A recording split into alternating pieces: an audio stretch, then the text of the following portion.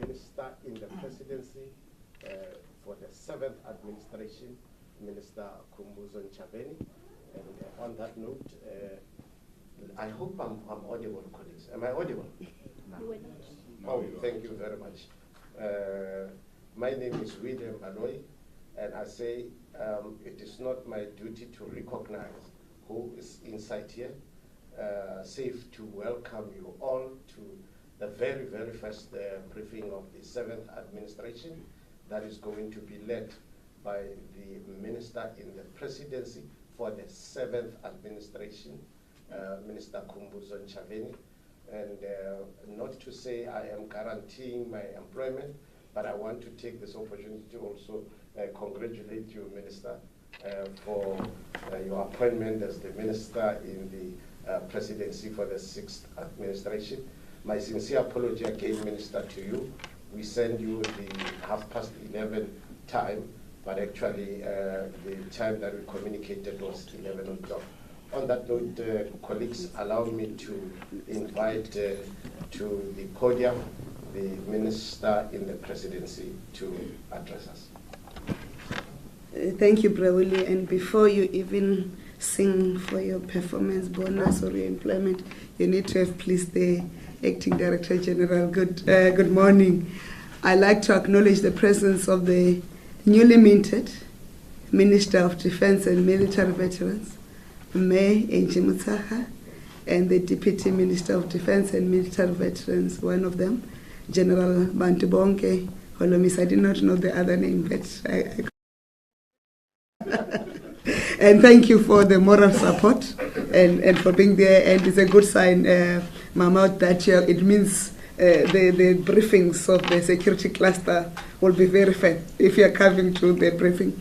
Dear colleagues and fellow South Africans, yesterday on Wednesday, the 3rd of July, 2024, South Africa witnessed another key milestone in the operationalization of the Government of National Unity, or GNU as is colloquially known, with the swearing in of the Deputy President of the Republic, ministers and deputy ministers from across the political parties which are signatories to the statement of intent of the GNU. Given the electoral outcome and the agreement to form a government of national unity, it was therefore no longer possible for the President to fulfill the undertaking he had previously made to reduce the number of portfolios in the National Executive. And we say this because there's been talk of a bloated National Executive. So in simple terms, the size of the National Executive is a result of our electoral outcomes with the need to be inclusive. In addition, the constitution of the National Executive had to be cognizant of other national interests such as the demographics of the country, geographic spread, youth, and gender representation. And the major question that as the media you have been trying to address, and you've been talking to designate ministers, and I learned that our constitution does not provide for designate ministers, so there was no such a thing as a designate minister. You have been dealing with a question of how will the Government of National Unity operate, including on policy issues.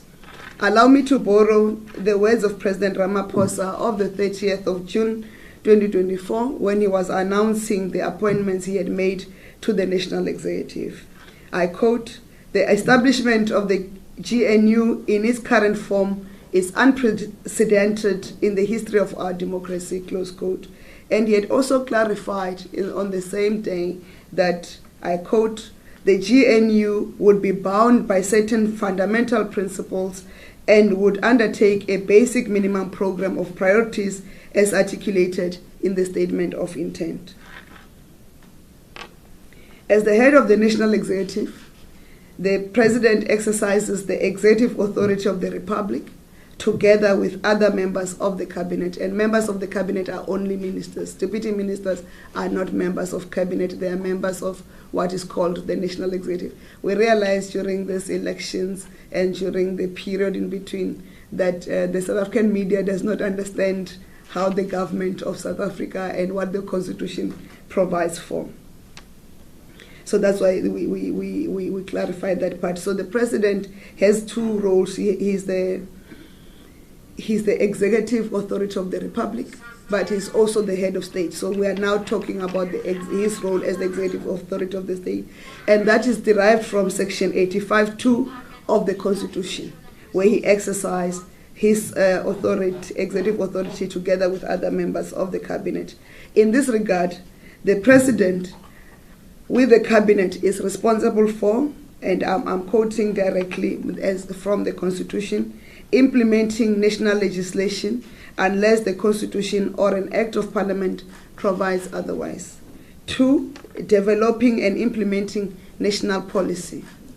So the national policies are not of individual ministers, but of cabinet. 3, coordinating the functions of the state departments and administrations. 4, preparing and initiating legislation. And 5, performing any other executive function provided for in the Constitution or in national legislation. If I have to be pedantic, what I was naming as 1 to 5 in the Constitution is A to E. The phrase of "as the head of cabinet" provided for in the Constitution captures the idea of collective responsibility, but it also allows the cabinet and the president to determine the way and procedures by which they work together, including leaving certain matters or kinds of matters to be dealt with by a single member of cabinet, meaning a minister. Therefore, if a matter is not a routine matter or departmentally specific matter or function, it must first be referred to cabinet, as must all matters that cabinet itself has decided should come to it. In general, if a matter is not a routine matter, it must be referred to the cabinet for its consideration by way of a cabinet memorandum, what in any day language you call a submission. It should be stressed that both the president and individual ministers are duty-bound to take the cabinet issues of policy, significant decisions, such as decisions with financial consequences exceeding a department's approved budget, and any other matter the cabinet has decided should be referred to it. They must take those matters to cabinet. Failure to do so could undermine the validity of such a decision. So there is no single minister who can expropriate a decision of cabinet, or that is a policy decision, to themselves, because then that policy will not be valid in terms of the laws of the Republic, as indicated earlier, as provided for in the Constitution. This envisages that the president himself may determine that a president's minute refer to him for signature, because when you want decision of the president, more in particular those that have not gone to cabinet, they are done through a president's minute. For signature should in fact go to the cabinet. So the president, you can even submit a cabinet minute and then he says it must go to cabinet. Accordingly, he can either refer it back to the minister to take the matter to cabinet, that is the respective minister. This is an approach which is accepted by cabinet as its way of acting together with the president when he exercises his executive authority under the Constitution. And then the next question would be, given that you are a GNU, how are we going to set government priorities and the program of action that are articulated in the statement of intent? The government's priorities and program of action is articulated in the medium-term strategic framework, what we colloquially call the MTSF, which is guided by the election manifesto of the governing party. In this case of the GNU, it will be governing parties. And the choice of priorities, because there will be multiple priorities in the manifestos of the parties or the governing party or the governing parties in our instance, is guided by their alignment to the attainment of the goals of the National Development Plan or Vision 2030 as adopted by Parliament in 2012. As a country in 2012, we adopted the National Development Plan, which was widely consulted, and it came to Parliament for adoption, and we said this is our plan to deliver a better South Africa for all by 2030 with set target. That plan And later, the United Nations developed the Sustainable Development Goals that are closely linked to that plan. So as we implement the NDP, we're also implementing the United Nations Sustainable Development Goals, commonly known as the SDGs. And to give effect to the signed statement of intent as signed by the parties to the GNU, the Forum of South African Directors General, commonly known as FOSAD, which is chaired by the Director General in the Presidency, have undertaken work of analyzing the manifestos of the parties to the GNU and will submit a proposal for consideration and adoption at the Cabinet Lekgotla, scheduled for next Thursday until next Friday, which is 11 and 12 of July 2024. The adopted program of action, which will be then the MTSF, will be announced by the President at the opening of Parliament on July 18th, 2024. After the adoption of the MTSF, the individual departments will then develop the strategic plans linked to the MTSF and the annual performance plans for implementation of both the strategic plans and the MTSF targets. Departments present both their strategic plans and annual performance plans to Parliament for oversight and adoption through what we call departmental budgets. The National Treasury will fund the implementation of the MTSF through the national budget that is also tabled and approved by Parliament. I've just forgotten to insert the date for the 2024 budget speech that will be tabled then in Parliament. The Department of Planning, Monitoring and Evaluation, or colloquially known as DPME, is responsible for overseeing and reporting on the implementation of the MTSF, which is the Consolidated Government View performance, and the annual performance plans of departments, and submit the reports of alignment and performance to both the President and the Cabinet.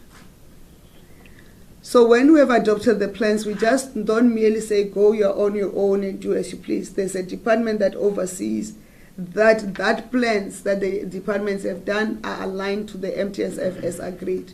Because in particular now that we're in a GNU, what we all collectively agree as a program of action is not a program of action of the ANC, of the DA, of the UDM, of the PA, or any other party to the GNU, but the program of action of government. We are collectively responsible for implementing that program of action.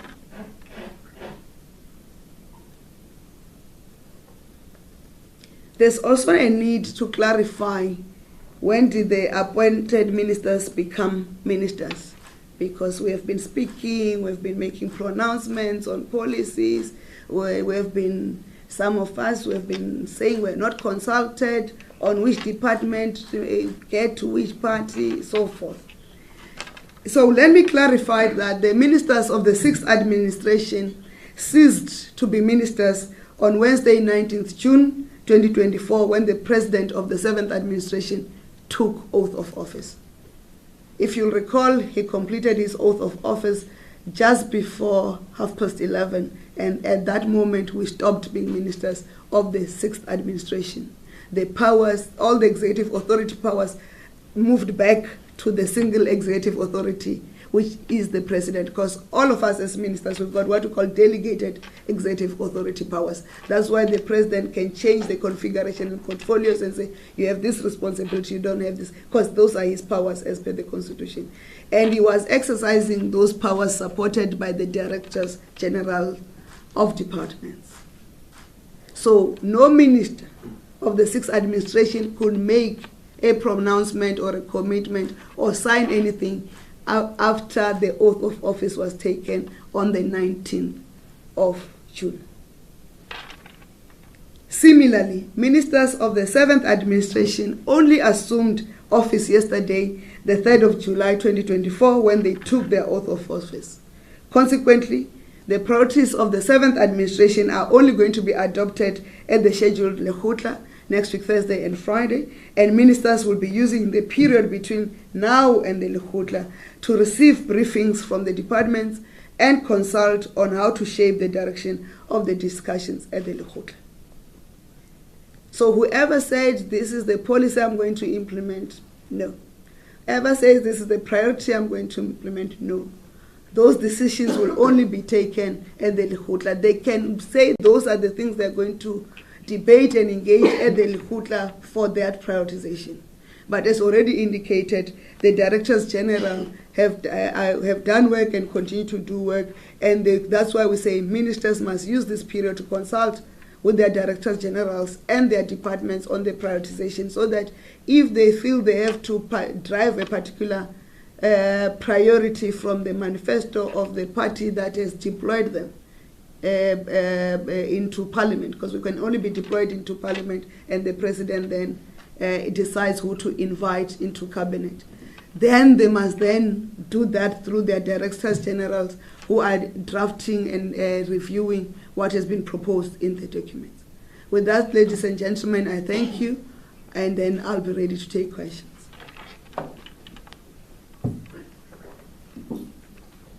Thank you very much, Minister in the Presidency for the 7th Administration. Taking cue and with your kind permission, I'll also again join in acknowledging the presence of the Minister of Defense and the Deputy Minister of Defense, also the Acting Director General for the GCIS. Colleagues, I will open the floor for questions first here at Khumbudzo Center, then we'll go to the questions online. The drill is the same. You raise up your hand just next to where you're seated, press the red button, introduce yourself and the media house that you come from. In that order. Good morning, Ministers. Minister Ntshavheni, welcome back. Good to see you back. Paul Vicchiolti from Bloomberg. You talked a lot about the gene in the briefing, thank you very much. However, one thing that was left out is, first of all, the President did say that there would be a national dialogue about not just about the GNU but also about the country and that. Could you give us any details if any preparations or whatever's going on seems to have stalled? And then related to that and to what you were talking about this morning is in the statement of intent between the parties, Clause 20 talks about the establishment of a deadlock mechanism. What work has been done towards that? Is it going to be an actual structure with, say, somebody chairing it, or have you got any information on that, please? Thank you. Thank you very much. The other hand. Morning, Ministers. My name is Bulelani Philip from the SABC. Minister, just in simple terms, you're saying that the government priorities will be guided by the current medium-term strategic framework. Not? No. There is no current medium-term strategic framework. We are on the 7th administration. All right, so the priorities then are yet to be finalized.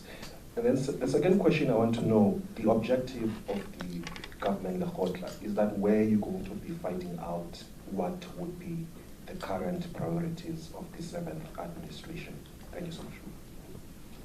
Thank you very much. Sorry, just the last one. The last one, yes. If you don't find each other, as Paul was saying, then what happens if you don't find each other on the priorities? Thank you. Thank you very much. May I check if we have another hand? Yes. Hi, thank you, Minister. Babalo Lenze here from Eyewitness News. Just checking on state-owned entities. What happens now to SOEs as far as any particular ones moving to the presidency?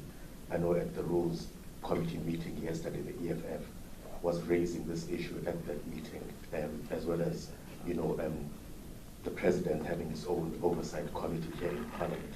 But specifically on SOEs, what's the status of these SOEs and which ones will be moving to the presidency, as we were told not too long ago? Thank you, Minister. Thank you very much. I think I see the last hand. Yes, my brother. Thank you so much. Minister Pitso, Madamani Kaya Yus. Minister, please just try to explain to us as to how is the new government going to operate, including other political parties. In the sixth administration, it was only the ANC, it was easy. And, you know, even a lot of South Africans have been asking, just try to find out as to, are we going to have government operating smoothly, or are we going to see political parties which are, you know, different or opposing the ANC, opposing some of the responsibilities of government, but just assurance to say that indeed under the guideline of government, this is what will happen, even though we include other political parties. Thank you. Thank you very much. Allow me to then give to the Minister, and we'll then go to the online questions. Minister.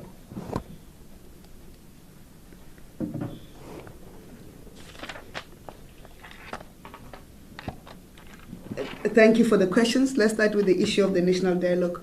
The national dialogue has not stalled. You will recall that sometime last week, the Thabo Mbeki Foundation and other foundations convened a briefing to announce that the work on their part has started on the national dialogue.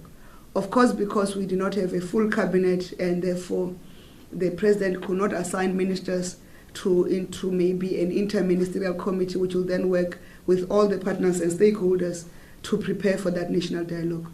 If you recall, the president, both in his acceptance speech on the 19th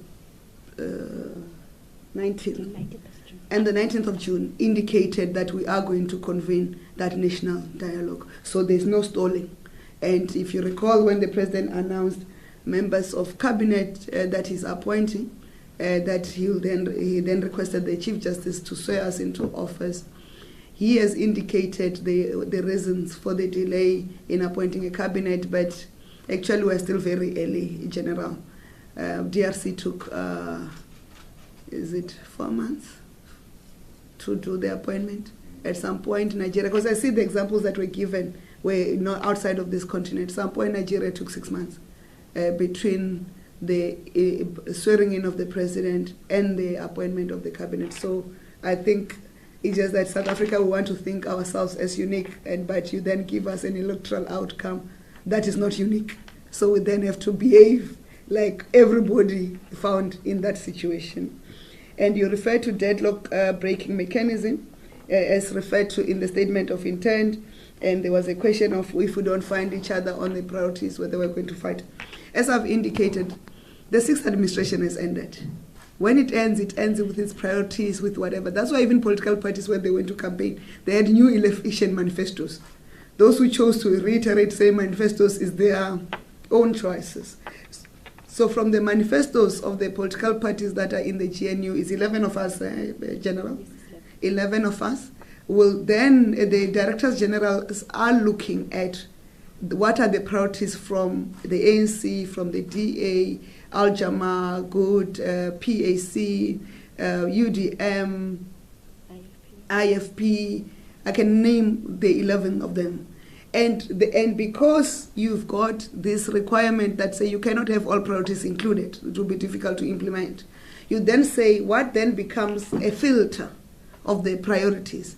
And we have indicated that our filter is the National Development Plan goals and targets.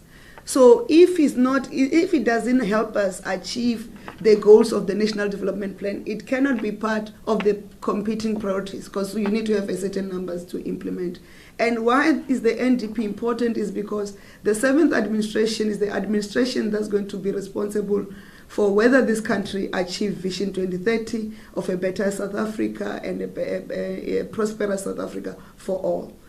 Because by the term of the 7th administration will end in 2029, the 8th administration, when it takes over, there's going to be only 1 year to implement, and that 1 year will never be enough.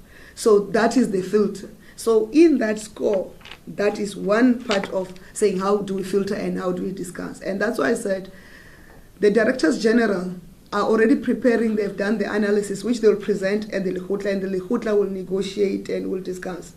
The first part I need to articulate is that at Cabinet, there's not been a Cabinet decision by voting. And it did not mean even when it was ANC Cabinet, we didn't differ. We differed very vehemently on issues, and don't ask me for which issues, otherwise I'll be fired immediately before I even go back to office. Remember, I was only sworn in yesterday. I have not gone to office. Offices are in Pretoria.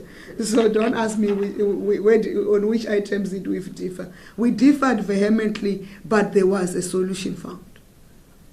Either you go back and you find each other and resubmit, and because matters do not just, in terms of processing, do not just go to Cabinet. They go through what we call the DG technical clusters. From that technical clusters, then they'll start at foresight, and then they'll be discussed at, they'll discuss at the technical cluster, they go to foresight. From foresight, they then have to go to what we call the clusters, which are ministers and deputy ministers in the clusters. They discuss those matters and recommend them to a Cabinet committee. And from that Cabinet committee, they then get processed to Cabinet. So the Cabinet is a final arbiter on matters, but most issues that are not agreed at cluster level, they don't find their way into the Cabinet committees. But if there are priorities, a minister concerned can then request the President to say, we are not finding each other. Can I have direct access of this matter? But it starts at the Cabinet committee in the most instances. If you have to ask a request for direct access to Cabinet, then there will be special circumstances for them to go there. So we have not anticipated any deadlock, because the mechanisms of resolving deadlock are in place. And if I speak from experience, President Ramaphosa has demonstrated his ability to negotiate. General Holomisa will agree, we're sitting here. And this situation that the GNU and the composition, the constitution, where we find ourselves, is because of his outstanding skill of negotiating and reconciling different views. And as the head of that Cabinet, he's going to make sure that Cabinet functions. The other issues, if there are political or ideology issues, those matters are not matters of Cabinet, they are matters of the political parties. They will have to go and find each other. And related to this question is the question of whether the parties how will it work, because if they differ with ANC policies, there are no ANC policies in government that gets implemented. They are government policies. There will be, in this instance, there will be a UDM policy, there will be a DA policy, there will be an Inkatha policy, there will be an Al-Jama policy, there will be a good policy, there will be a PA policy. That's when they are adopted. They stop being the policies or the programs of those parties. They become the programs of government. Because if you assume that it's going to remain ANC, UDM, whatever, where they're not functioning as a collective as required by the Constitution. Because if what UDM or what PAC is proposing is relevant to the Department of Defense and Military Veterans, and I use yourself, Minister, and DM, because you're here, that policy will have to, and that program will have to be implemented as long as it has been agreed by Cabinet at the Lekgotla, and it also goes formally to be adopted by Cabinet, and because that's what the National Treasury will fund. It's not an ANC thing, it's a government program.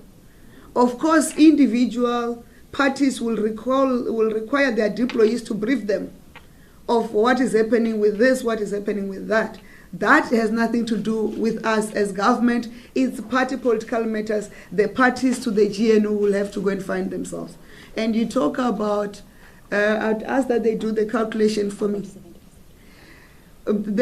So you can't eat your cake and have it. This is the English saying. So parties to the GNU, and that's why earlier I said the governing party, but in this instant, governing parties. So it's not an ANC government. It's the government of national unity. All political parties who are signatories to the statement of intent, they are members of the governing parties, or if you want to, they've collapsed themselves into a governing party because they are governing together. So you can't be, and we had a discussion with the general yesterday about one of the things, you can't be a minister from, or a deputy minister from the UDM and then go and oppose a government decision. Because what we are adopting as a program of action of government will then take back also to our constituent organization and say, this is what we have agreed on. That's why I said the ministers and deputy ministers are appointed, because they're going to be the Lekgotla. They must then use this period to consult with their DGs to say, as foresight, what have you recommended? Actually, we recommend this over this, and they have that discussion so that the document that comes to the Lekgotla is thoroughly and robustly consulted. And by that we are assuming, and I know assumption is and I don't want to speak French on national television. I'm very new on the role, so I'm not going to speak French. So the ministers and deputy ministers, because myself and Minister Mtsaka from the ANC will have to take what we think are the priorities from the departments, respective departments that we are responsible for, to the ANC to say, in terms of our directors general, this is what they are recommending. Are you comfortable with it? But that you leave to the individual parties and the member and their deployees. As we go into cabinet, we are not carrying a party card. We are carrying a government cap. If you remember the oath of office, we took oath and we committed to serve the Republic. Our priority is South Africa. When we said, so help me God, or I affirm, we were saying our priority is South Africa, but not the political parties where we come from. And as we enter cabinet, we take off the political party cap. We are the government of the Republic of South Africa, and we govern for all, for those who elected us and those who did not elect us. And the program of action of government, which will be articulated in the MTSF of the 7th administration, which will be agreed to on the 11th and 12th of July at the Lekgotla, and announced by the President on the 18th of July at the joint sitting of the two houses of Parliament, will then be the program of government that we collectively implement. I'm hoping I'm clear on those, and then you ask the question of the SOCs. The President indicated that the SOCs are going to the presidency, but the policy departments will remain responsible for the policies. We'll articulate later in terms of the functionality of that modality, but we wanted to deal with how the government will work. And the President, you asked a question around the Presidency Oversight Committee, and that is the responsibility of Parliament. The matter will have to be discussed and agreed to in Parliament, and or not agreed to in Parliament. We can't, as the doctrine of separation of powers, we can't pronounce on behalf of Parliament. And any party in Parliament, it's required to, it has a right to table a motion or submit a matter for substantive discussion through the normal parliamentary processes, and we, as the executive, will then go and respond to that matter. And you recall there's also a Parliament of National Unity in its own, so, and we are 71% in the Parliament of National Unity, because Parliament is a numbers issue. With those, I think we can move on to the online questions. And they want to do follow-ups before you go to the online questions. Well, thank you very much, Minister. Let me then allow the follow-ups, and I know some of them will find expression also in the online questions, but we will be reading them for the record. Let me take the hand just in front of me. My name is Nomen Masongweni from City Press. My question is around it's around the instability that we have seen, especially in local government where there are coalitions and a lot has happened there. How is government planning to deal with that, to avoid that kind of instability, especially because in most of these coalitions, there aren't too many binding contracts that says this shouldn't happen and stuff like that, or where we have seen too many motion of no confidence. How is the GNU working around that to avoid situation of that nature. And then in terms of maybe the second question will be around the document and the work that was done by Deputy President last year. I think General Holomisa was there. I remember him even walking out in one of the sessions regarding the dialogue on coalition. That document was not made public, if my memory serves me well. How well did those recommendations play to lay the foundation for this GNU, if it was considered? If not, why has it not been considered? Perhaps maybe the last question would be, since there's a call to have a national dialogue, if those recommendations were not implemented, how then is government going to do on this one going forward? How is it going to implement the dialogue when they didn't implement the one that was undertaken by the Deputy President last year? Thank you. Thank you very much.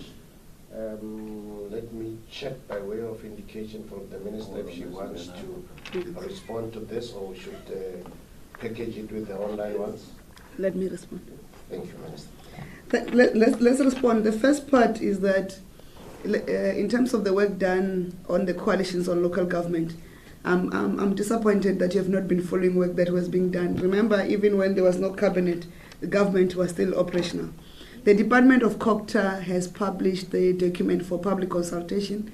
They went out to extend the period for consultations, I think, to September. Yes. And imagine I've been following when I was just an ordinary member of parliament.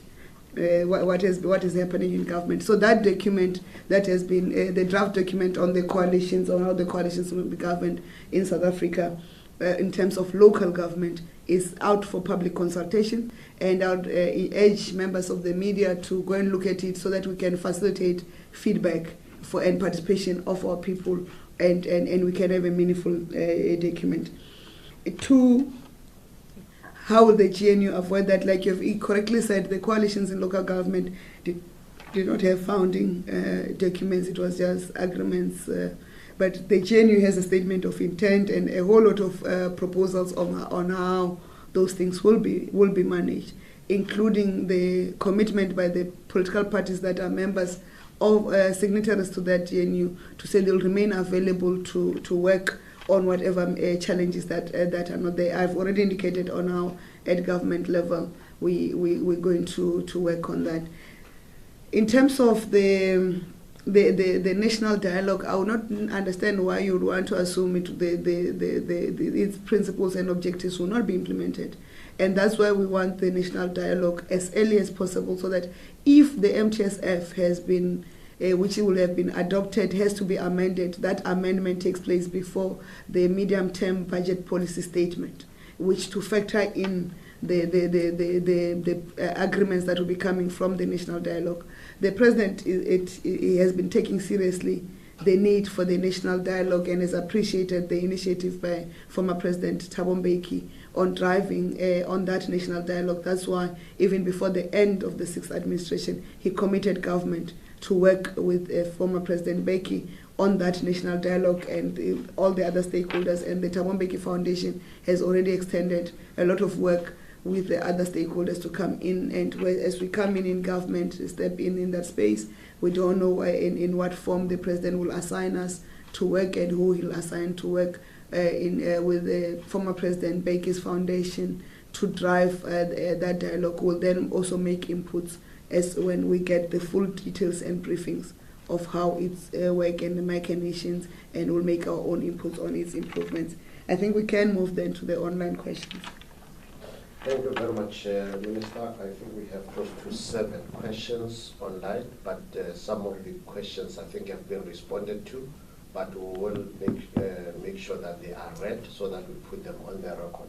I will then request my colleague Baldwin to lead us on the questions that are online. Thank you, Chair, and morning, Minister and Deputy Ministers. We have the following questions. The first question is from Terence Trimmer from Engineering News. which there's 3 questions. The first one is, could the minister please clarify the role the presidency will now play in coordinating public enterprise for which the DPE has hitherto had shareholder responsibility? And then the second question, can you also confirm what is to become the DPE staff during the transition to the new shareholder model? And then the third question, and could you clarify reports that ESCOM and Transnet will report to line ministries, which seems to contradict the President's statements of the 30th June on the matter? And then we have a question also from Gavin Mkwema from Politiki Post. He says, Minister, can you clarify the role of Minister Steenkamp? Is he still leader of the opposition in Parliament? And then we also have another question from Antoinette Slavet from Rapport. Can the Minister please explain the position of the SOEs that were under DPE, and also what happens to DPE staff and the assets?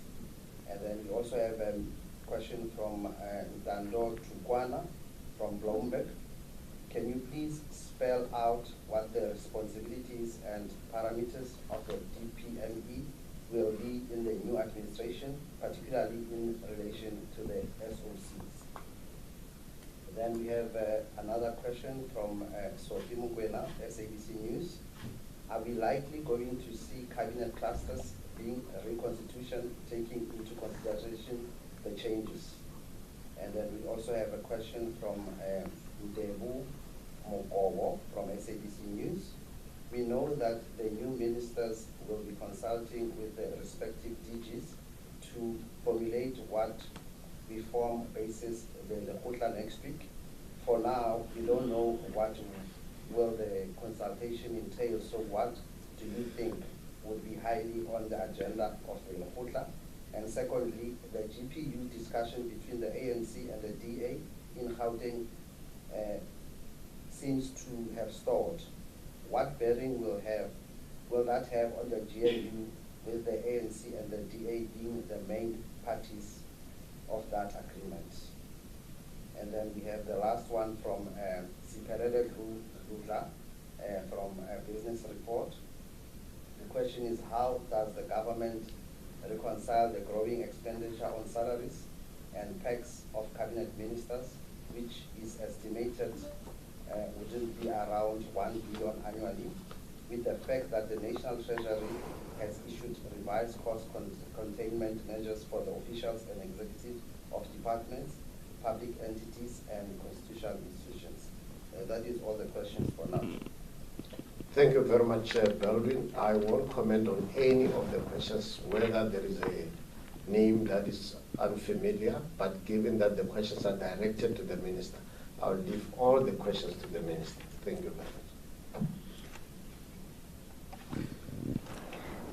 much. Thank you. We have indicated that we'll come back on the issue of the SOCs and the DPE when the President has gazetted what we call the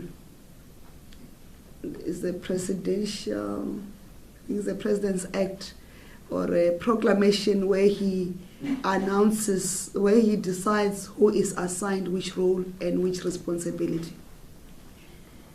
Because if you want to speculate on how things will run, who's constituted with what, because he has made announcements specifically and said DPE is going to close, and then the functions of DPE will go to the presidency. So allow that process to be clarified, and also at the Khutla it will be articulated, and then we'll brief in detail. Because you create confusion and contradictions when you start to do the speculation, whereas you do not have the level of details. But in a normal process of department closing down and also being moved to one component of one department being moved to another, there's what you call the NMOC process, and the NMOC process is the National Micro-Organization of Government. That process is undertaken, led by the Department of DPSA. So I'll also not articulate how the DPME will deal with the enterprise functions until the proclamation by the President has been clarified, has been issued to articulate which departments and how the functionality of one component vis-a-vis the other. So it includes, I won't respond on where Eskom and Transnet are reporting, because that is part of the whole proclamation of the President assigning his executive authorities to the ministers of cabinet that he has appointed. And the question on Minister Steenhuisen, not Steenkamp, Steenhuisen, in terms of being a leader of the opposition in Parliament, is a question that must be referred to Parliament, separation of duties and separation of authorities. That is where Parliament will do. Alternatively, that question must be referred to the DA as a political party. I've clarified in terms of the DPE staff, they then follow through the NMOC process. What gets done it will encourage the Department of DPSA to clarify the NMOC process either in a statement or in a media briefing to say what did they normally do in terms of that. But we request that you give us time. DPSA also plays a very critical role in the formulation of the MTSF, so we'll want them to be focused on that MTSF process and to conclude. But the issue of the DPE closing is not a new issue. The staff of DPE knew, everybody knew DPE is going to close, and the NMOC process is not only commencing now, it had already commenced. They will then give you progress, but after the Lekgotla has been concluded. And then there was a question of whether the clusters will be reconstituted. Of course, you saw that some departments are no longer the original departments. There will be a reconstitution of the clusters of cabinet, and also the appointments of the chairpersons, and in instances where co-chairpersons are required, and co-chairpersons of the clusters. And then there's a question about new ministers consulting with their respective DGs and departments for Lekgotla. What will the consultations entail? We can't prescribe to individual ministers and deputy ministers what they consult on. Everybody have their own choice of and views of how things will be done. They will consult, and there's a linked question to that about the Gauteng government of provincial unity. Those issues are not the issues of government, they're issues of the political parties, and therefore the question must be referred to the ANC and the DA, and not government. We are party political, we are political, and now with our composition we are fully apolitical. We implement a government program that is agreed from the constituent programs of the political parties where we come from, but when it comes to us, this government. So the question of the talks in Gauteng, they are party political related matters, and they must be dealt with as such. It's for that reason we were not speaking as government when the President was still consulting on the composition of the GNU and determining the portfolio allocation thereof. How do we reconcile the expenditure estimated at 1 billion? I can't comment on how much is the estimated expenditure because there's a tendency to overinflate the amounts that are involved. I can give you an example. In the 6th administration, it costed government 1 billion rands per annum, if not just slightly more, to move ministers and deputy ministers and DGs and everybody to attend portfolio committees in Cape Town and parliamentary work in Cape Town. So that number, if government work has to be done, government work has to be done. The electorate chose an outcome that landed us on a government of national unity, and there's a need for exclusivity. So the electorate will also have to bear the accept the responsibility that what they gave us for us to make lemonades from the lemons, there is a cost to it, and that cost will have to be carried.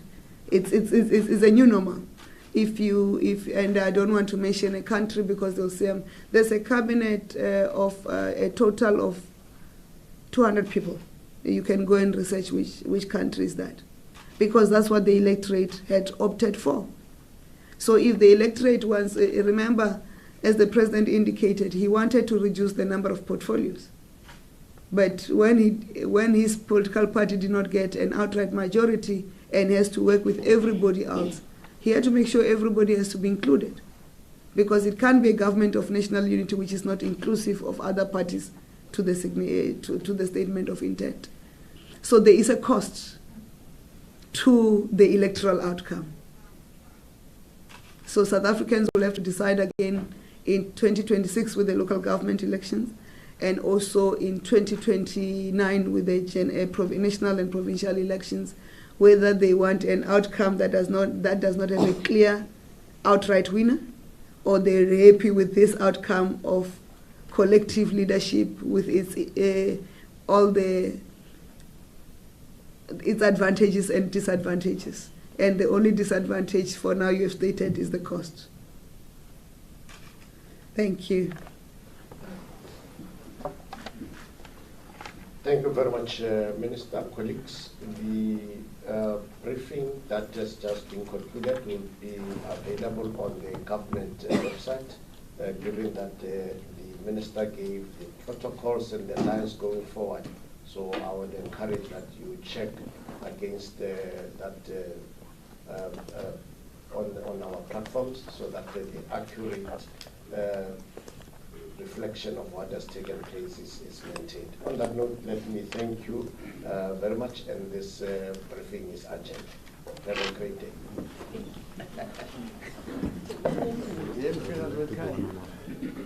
day.